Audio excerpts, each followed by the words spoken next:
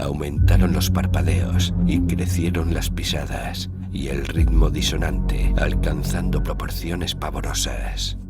Al temblor de la luz anaranjada, surgió débilmente una escena tan aterradora que abrí la boca dominado por un asombro que me hizo olvidar el miedo y la repugnancia que sentía. Basas de columnas, cuyos fustes llegaban hasta más allá de donde alcanzaba la vista. Eran unas basas junto a las cuales la Torre Eiffel parecería insignificante. Jeroglíficos tallados por manos inimaginables, en cavernas donde la luz del día solo era una leyenda remota. No miraría a aquellos seres que avanzaban. Lo decidí desesperadamente al oír el crujir de articulaciones y el resollar nitroso por encima de la música y las pisadas de los muertos. Era misericordioso que no hablaran, pero, Dios mío, sus locas antorchas empezaban a arrojar sombras sobre aquellas tremendas columnas. Los hipopótamos no deberían tener manos humanas, ni portar antorchas, y los hombres no deberían tener cabeza de cocodrilo.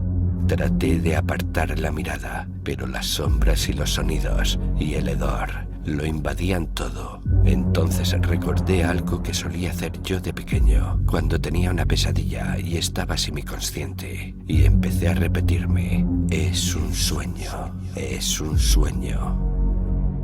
Pero no sirvió de nada y solo me quedó la opción de cerrar los ojos y rezar. Al menos eso es lo que creo que hice, ya que uno nunca está seguro durante las visiones. Y a veces abría los ojos furtivamente para ver si lograba distinguir algún detalle del lugar, aparte del viento cargado de aroma y putrefacción, y de las sombras que creaban horrores abominables y anormales. El resplandor chisporroteante de una multitud de antorchas brillaba ahora, y a menos que este lugar infernal careciese de muros, no podía tardar en descubrir algún tipo de límite o señal. Pero tuve que cerrar los ojos otra vez al darme cuenta de la cantidad de seres que se estaban congregando, y discerní algo que caminaba solemne y decidido, sin cuerpo de cintura para arriba. Un infernal ululante gorgoteo o estertor de muerte rasgó entonces el ambiente, un ambiente putrefacto y ponzoñoso que hedía a nafta y a chorros de betún, brotando del coro concertado de la legión macabra que formaban aquellas híbridas blasfemias. Mis ojos perversamente abiertos contemplaron por un instante una visión que ninguna criatura humana sería capaz de imaginar, siquiera sin estremecerse de pánico y perder el conocimiento. Los seres que habían desfilado ceremoniosamente en la dirección del viento hediondo, hacia donde el resplandor de las antorchas mostraba sus cabezas inclinadas, o las cabezas de quienes las tenían, se estaban postrando en actitud de adoración ante una gran abertura negra de la que brotaba la fetidez, tan alta que casi se perdía de vista, y la cual, según pude ver, estaba flanqueada por dos escalinatas gigantescas en ángulo recto, cuyo coronamiento se perdía en las sombras. Una de ellas, evidentemente, era la escalinata por la que yo había caído. Las dimensiones de la abertura estaban en total proporción con las columnas. Una casa normal se habría perdido en su interior. Era tan grande el espacio de su vano que solo moviendo la vista podía abarcar sus contornos. Y era inmenso, espantosamente negro y aromáticamente pestilente. Y delante de esa entrada, digna de Polifermo, aquellos seres arrojaban cosas, ofrendas religiosas o sacrificios. Nitocris.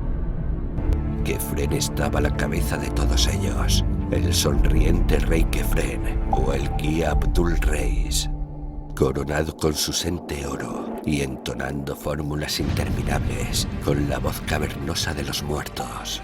A su lado estaba arrodillada la hermosa reina Nitocris, a la que vi de perfil un instante y noté que la mitad derecha de su rostro estaba devorada por ratas u otros seres necrófagos. Pero cerré los ojos otra vez al ver que era lo que arrojaban como ofrendas a la fétida abertura o a su posible deidad particular. Se me ocurrió que, a juzgar por lo complicado de este ritual, la deidad oculta debía ser sumamente poderosa. ¿Acaso se trataba de Osiris? ¿O Isis? ¿De Horus o Anubis? ¿O acaso algún desconocido dios de los muertos, aún más importante y supremo? Existe una leyenda que habla de la erección de terribles y colosales altares a un ser desconocido antes de que fueran adorados los dioses conocidos. Y ahora, mientras me esforzaba en observar las adoraciones sepulcrales y estáticas de aquellos seres innominados, se me ocurrió de repente la idea de cómo huir. El recinto estaba oscuro y las columnas envueltas en sombras, con todas las criaturas que componían aquella multitud de pesadilla, inmersas en arrobada y espantosa adoración. ¿Tenía alguna posibilidad de cruzar secretamente hacia una de las escalinatas y subir sin que me vieran, confiando en el destino y en mi habilidad para evadirme? No sabía dónde estaba, ni lo había pensado seriamente, y por un momento me resultó divertido planear en serio una fuga de lo que sabía que era un sueño. ¿Acaso me encontraba en una región oculta e insospechada del templo entrada de Kefren? De ese templo que durante generaciones han llamado de manera persistente el Templo de la Esfinge. No podía hacer conjeturas, pero decidí subir a la vida y a la conciencia. Aplastándome boca abajo, inicié el ansioso recorrido hacia la escalinata de la izquierda. No puedo describir los incidentes si se piensa en lo que tuve que vigilar estrechamente a la luz maligna de las antorchas agitadas por el viento a fin de evitar que me descubriesen. Como he dicho, el pie de la escalinata estaba sumido en sombras hasta el rellano vertiginoso, protegido por un antepecho que se alzaba sobre la titánica abertura. Esto situaba la última etapa de mi ascensión, a cierta distancia de la repugnante multitud, cuya visión me producía escalofríos, aunque la tenía lejos a mi derecha. Por fin conseguí llegar a la escalinata y empecé a subir, manteniéndome pegado al muro, en el que observé que había decoraciones de la más espantosa naturaleza, y confiando en el interés extático y absorto con que las monstruosidades miraban la abertura de hálito corrompido y el impío alimento que habían arrojado al pavimento.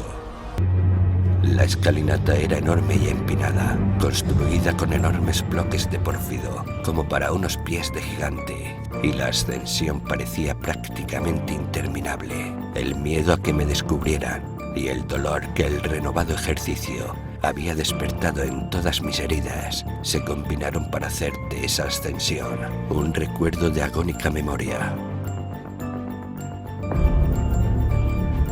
Me había propuesto, cuando llegara al rellano, seguir subiendo inmediatamente por cualquier escalera que ascendiese a partir de allí, sin detenerme a echar una última mirada a las abominaciones de carroña que manoteaban y se arrodillaban unos 70 u 80 pies más abajo.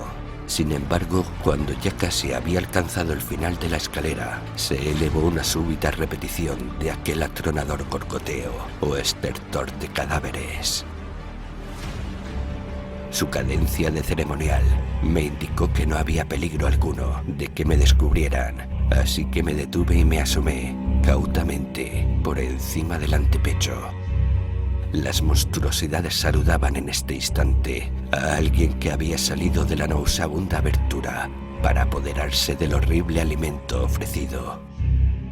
Era un ser tremendamente pesado, aún visto desde mi altura, un ser amarillento y peludo, dotado de una especie de movimiento nervioso. Era enorme, quizá como un hipopótamo de grandes proporciones, aunque con una forma muy singular. parecía no tener cuello, sino 5 cabezas peludas que emergían en fila de un tronco rudimentariamente cilíndrico. La primera era muy pequeña, la segunda de tamaño regular, la tercera y la cuarta eran iguales y parecían las más grandes de todas. La quinta era más pequeña, aunque no tanto como la primera. De estas cabezas salían a la velocidad del dardo unos tentáculos curiosos y rígidos que atrapaban codiciosamente enormes cantidades del indescriptible alimento arrojado. De cuando en cuando, el ser aquel saltaba y retrocedía su madriguera de muy curiosa manera. Su forma de locomoción era tan inexplicable que me quedé observando fascinado, con el deseo de que se alejara algo más del cavernoso agujero que tenía debajo de mí. Y entonces salió, y ante aquella visión, di media vuelta y huí hacia la negrura de la parte superior de la escalinata que ascendía a mi espalda. Huí atropelladamente hacia arriba, por increíbles peldaños y escalas y rampas, por donde ninguna visión humana ni lógica podían guiarme, y que debo relegar al mundo de los sueños. Debió de ser un sueño, o de lo contrario, el amanecer jamás me habría sorprendido respirando en las arenas de Gizeh, ante el rostro sartónico y arrebolado de la gran esfinge. Dios, aquella pregunta peregrina que me había hecho yo la mañana anterior, bendecida por el sol. Qué inmensa y repugnante anormalidad representó la esfinge originalmente esculpida. Maldita sea la visión, sea sueño o no, que me reveló ese supremo horror. Ese desconocido dios de los muertos, que me lame su hocico colosal en el abismo insospechado y se alimenta de los espantosos pedazos que le ofrendan unas inmundas absurdidades que no debieran existir. El monstruo de 5 cabezas que emergió, aquel monstruo de 5 cabezas del tamaño de un hipopótamo, y aquel otro del que no era más que la zarpa delantera. Pero he sobrevivido y sé que solo ha sido un sueño.